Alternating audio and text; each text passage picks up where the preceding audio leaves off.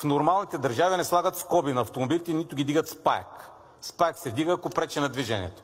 В нормалните държави ни лепят фиша и после те си го плащат, където трябва да си го платят водачите. Тук намираме работа на хора, които по цял ден обикалят цени коли и се чуят на кой да сложат скоба. Предложението на ПП е начало с Настимир Ананиев. Това пък е закон, предложение за закон, поправки в закон, правени от хора, които не са шофирали през живота си. Или са шофирали 100 метра от къщи до магазина и обратно.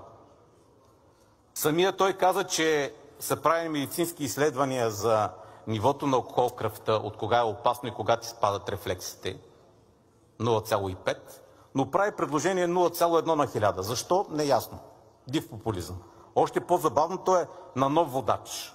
Значи старите водачи си къркат до 1,5, но новите водачи не може. Някой бил ли е някога нов водач тия, които са го писали това и след това да са шофирали? Реално да са шофирали.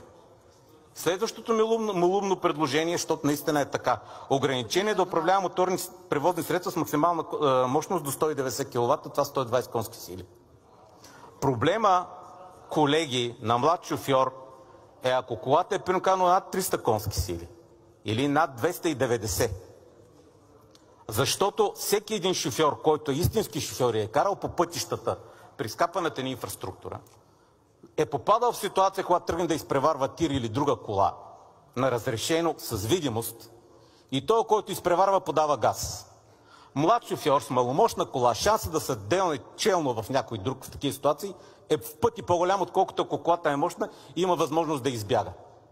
Това може да напише човек, който никога не е шофирал в такава ситуация. Или да забранят на младите шофьори да шофират между 22 часа и 6 часа сутринта. То тогава няма коли, бе, колеги.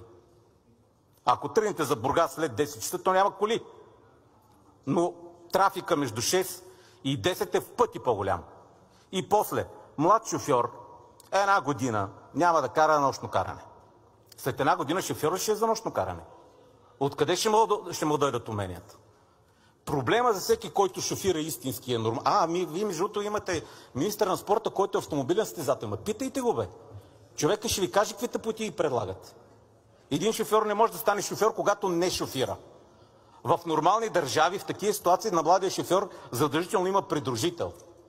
Това има логика. Но това вашето няма логика, защото с една година пак няма да шофира вечерта. Ще е също толкова никадирен, колкото е бил. И кое е по-опасно? Да шофираш между 20 и 26 сутринта вечер, когато няма коли, или да шофираш през деня, когато вали сняг, примерно казано, на натоварен път. Що не забрани на младите шофьори да шофират зимата? И тук прехвърляте отговорности, че държавата не си върши работа, наказвайки шофьорите. След като държавата е издала книжка на някой, значи тя го е упълномощила и смята, че той има всички способности да шофира по републиканската пътна мрежа. След като имаме съмнение, това означава, че курсовете за тия водачи за нищо не стават и то е така. Толкова бяха намалени, няма полигони, няма часове нощно шофиране, където се придобиват тия умения, няма извънградско каране, няма. Няма курсове за овладяване на колата в рискови ситуации, има такива, ама частни.